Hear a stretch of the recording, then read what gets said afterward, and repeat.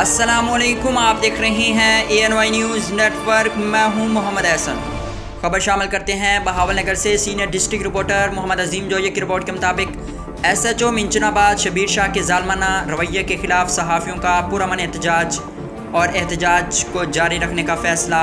United media organisation तहसील मिंचनाबाद के platform पर सहाफ़ियों का एक हंगामी इजलास तलब किया गया, जिसमें फ़ैसला किया गया कि SHO मिंचनाबाद शबीर शाह के जालमाना रवैये पर भरपूर एहतजाज जारी रखा जाएगा।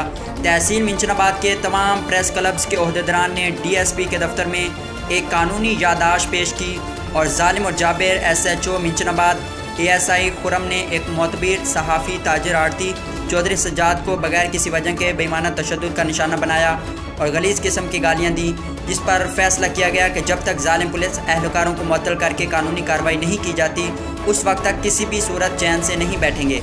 आज DSP के दफ्तर के सामने अलामती एहतजाज रिकॉर्ड करवाया गया। DSP मिंचनाबाद ने मुकम्मल तौर पर इंसाफ की यकीन दहानी कराई। कल मोरखा 7 अक्टूबर 2022 दिन 11 बजे ज़िला बहावलनगर के तमाम प्रेस क्लब्स DPO दफ्तर के सामने पुरअमन एहतजाज करेंगे, जिसमें तहसील मिंचनाबाद, बहावलनगर, चिश्तियाँ, हारूनाबाद के सहाफ़ी शरीक होंगे। अगर सहाफ़ियों का जायज़ा मुतालबा तस्लीम ना किया गया तो एहतजाज का दायरा कार पंजाब तक बढ़ा दिया जाएगा। PFUJ के मरकज़ी जनरल सेक्रेटरी राना मोहम्मद अजीम ने वीडियो पैगाम के ज़रिए कहा है कि अगर इंसाफ ना मिला तो एहतजाज का दायरा कार पूरे पाकिस्तान तक बढ़ा दिया जाएगा।